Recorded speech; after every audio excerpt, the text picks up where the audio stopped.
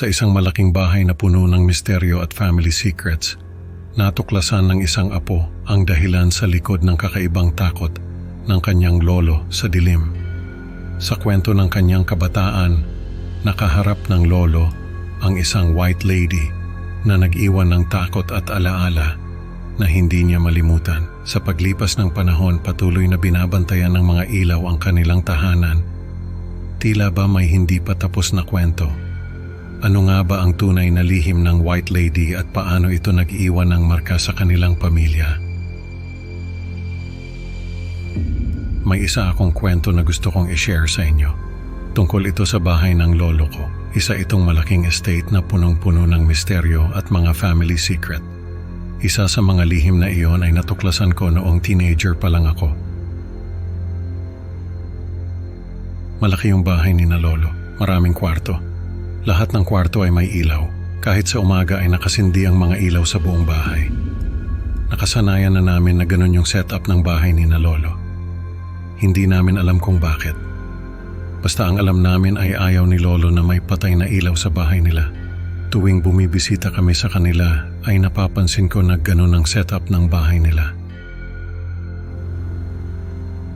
Nagtataka lang ako kung bakit ganoon si lolo. Habang tumatanda siya ay mas lumalala yung habit niya na yon, lalo na nung mga huling taon niya sa mundo.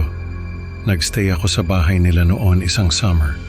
Doon ko nalaman na hindi lang pala sa mga kwarto may nakasinding ilaw. Pati pala sa attic ay may ilaw din, may nakasinding lumang lampara doon. Nung makita ko yon ay naisip ko na sobrang aksaya naman sa kuryente. Kaya pinatay ko yung lampara. May nakita akong lumang picture frame doon sa tabi ng lampara. Larawan yun ng isang babae na nakaputi. Hindi ko kilala yung babae pero ang naisip ko ay baka kamag-anak namin yon. O kaya ay isa sa mga ninuno namin. Nung gabing yon ay hindi ako mapakali. Gustong-gusto kong malaman kung bakit ba laging may nakasinding ilaw sa bahay ni na lolo. At sino yung babae sa larawan? Hindi ko naman magawang tanungin si lolo kasi baka ma-offend siya.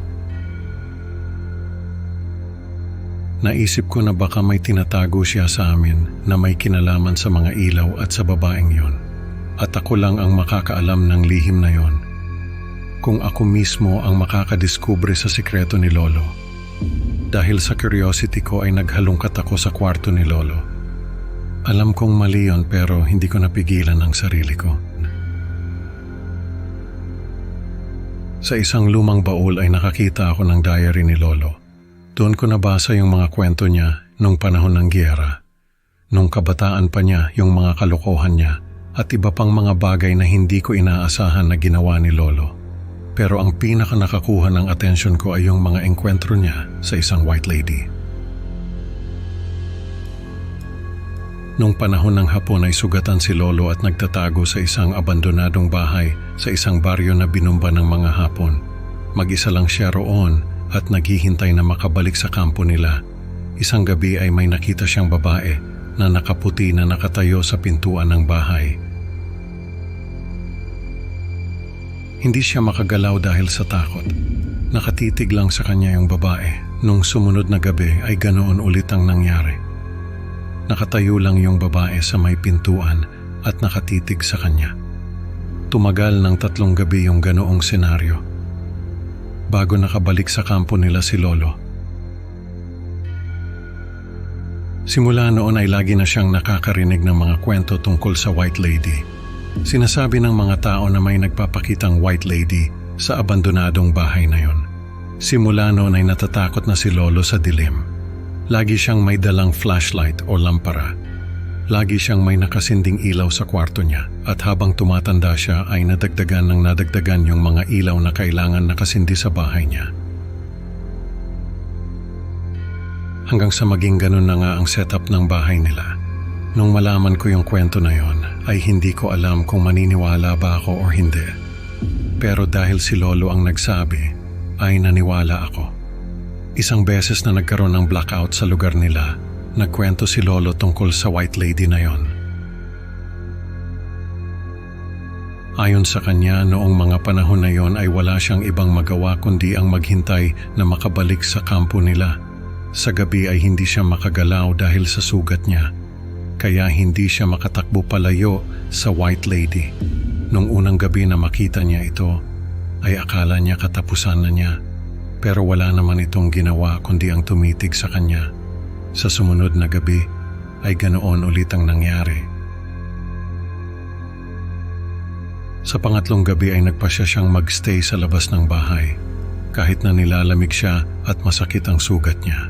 Pero kahit nasa labas siya ay nagpakita pa rin sa kanya ang White Lady. Nakatayo ito sa may pinto at nakatitig sa kanya. Nung mga oras na yon ay naisip niya na baka hindi naman siya sasaktan ng White Lady. Kaya naglakas loob siya na tanungin ito kung ano ba ang kailangan niya. Pero hindi ito sumagot. Nung sumunod na araw ay nakabalik na siya sa kampo nila, pero hindi niya makalimutan yung White Lady. Lagi itong sumasagi sa isip niya, at tuwing naaalala niya ito ay natatakot siya. Kaya simula noon ay natatakot na siya sa dilim. Dahil pakiramdam niya ay makikita niya ulit ang White Lady na yon. Nung mamatay si Lolo ay ako ang nakatoka na maglinis ng kwarto niya. Doon ko nakita yung sulat na ginawa niya para sa White Lady. Nakasulat doon na nagpapasalamat siya sa White Lady dahil hindi siya sinaktan nito. Pero habang buhay siyang binantayan ng alaala nito. Nung mabasa ko yon ay naiyak ako. Hindi ko alam na ganun pala ang naging epekto ng White Lady kay Lolo. Naisip ko na isa pala siyang living testament na may mga supernatural na nilalang na nag-e-exist sa mundo.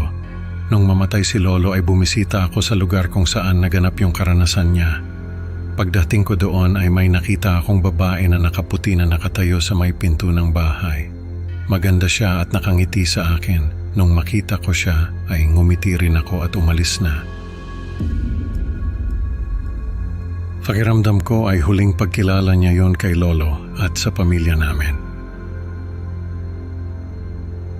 Sa kwentong ito natutunan natin na ang mga lihim ng nakaraan ay maaaring mag-iwan ng takot na hindi madaling mawala. Salamat sa pakikinig mga kaibigan. Huwag kalimutang i-like at mag-subscribe para sa mas marami pang nakakatakot na kwento. Hanggang sa susunod na upload, mag-ingat sa dilim at baka may White Lady na nagmamasid sa'yo.